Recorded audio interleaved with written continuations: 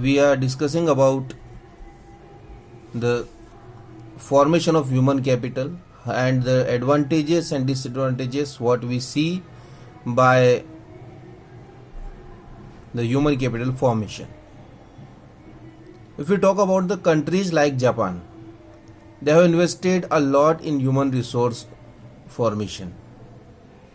And what difference we see in Japan and the other countries, that the country like Japan, they don't have any kind of natural resources. There are a very deficiency of natural resources in their country. They don't have much resources, but still Japan is one of the richest country in the world, one of the most developed country in the world. They import all the natural resources from other countries, but how did they become rich? Because they have invested on people, especially in the field of health and education. They invested in the field of education, they invested in the field of health, they taken care their people a lot in the field of health and education. They provide good education to every child. They provide health facilities to every child so that they get good workers in the country. Because of that, these people have made efficient use of other resources like land and capital. They only have two resources there, that is the land and the capital, and both are used very nicely by the people because they are very efficient. And they are efficient because the country has invested a lot in their education and in their health. Efficiency and the technology evolved by the people have made the country rich and developed. So this is the difference. If we see the countries like African countries, they are very rich in resources. They get the minerals like gold also and the diamond also in their countries.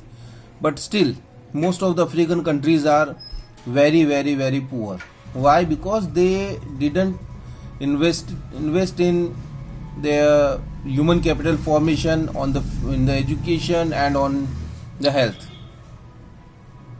So that is the biggest difference between the developed countries and the underdeveloped countries or the non-developed countries.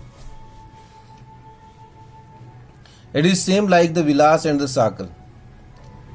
People have been engaged in various activities. We saw that Vilas sold fish and Sakal got a job in the firm. In the same way, the people work at different places. Some have their shops, some work in a factory, some or work any other kind. So broadly, if you categorize, there are three categories or the three tech sectors in which people work. These are the primary sector, the secondary sector, and the tertiary sector. The primary sector, it includes agriculture, forestry, animal husbandry, fishing, poultry farming, mining, quarrying, manufacturing, and quarrying. All these are the primary sector activities. The activities in which we involve the natural resources for the production activity, these are called the primary sector activities. And the main activities of primary sectors are agriculture, forestry, animal husbandry, fishing, poultry farming, mining, and quarrying. Manufacturing is included in secondary sector. Manufacturing with the help of the finished product of primary sector, that comes under the secondary sector. And then the trade, transport, communication, banking, education, health, tourism, service, insurance, all these comes under tertiary sectors. The activities in this sector results in the production of goods and services. In the activities which we do in tertiary sector, these results in the production of goods and services.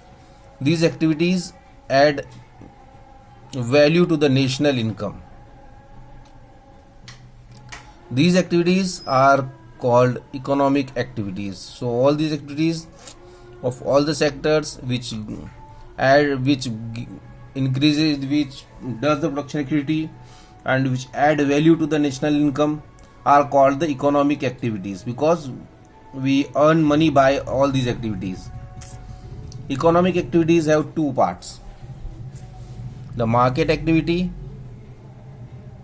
and the non-market activity. So what are the market activities? These involve remuneration to anyone who performs activity performed for pay or profit. These include the production of goods or services, including government service. So whatever the activities we do for earning money, these are called the market activities. The activities by which we earn money or someone pays us money, either we are getting profit or we are getting salary or wages, those are called the market activities. And there are some activities which we do for self consumption. These are called non-market activities, because we don't sell those activities which we do for our consumption purpose. So those are called the non-market activities. Non-market activities can be taken as consumption and processing of primary products and on account production of fixed assets. These can be called the non-market activities.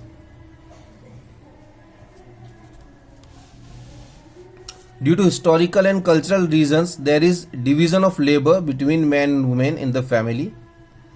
Women generally look after domestic chorus and men work in the fields. In the same way, but Sakal's mother, what she was doing, she was looking after the home chorus, like she cooks food, cleans utensils, washes clothes, cleans the house and looks after her children. Sakal's father Bhuta cultivates in the field, sells the production in the market and earn money for the family. This goes in the same way in all the families in India. But what Bhuta Singh is doing, for that he is getting money from market or he is earning money by that. But what Sheila is doing, she is not paid for those works. What the services she was delivering or for upbringing her family, she didn't paid for all this. Bhuta earns money which he spends on rearing his family. But women, they are not paid for their services delivered in the families. The household work done by the women is not recognized as in the national income. So this is the reason why the activities, these are the non-market activities which are done by the women, are not considered and their work is not counted when we count the national income. This is all for today. We'll start comparing Gita with Sheila's story in the next video. Thank you.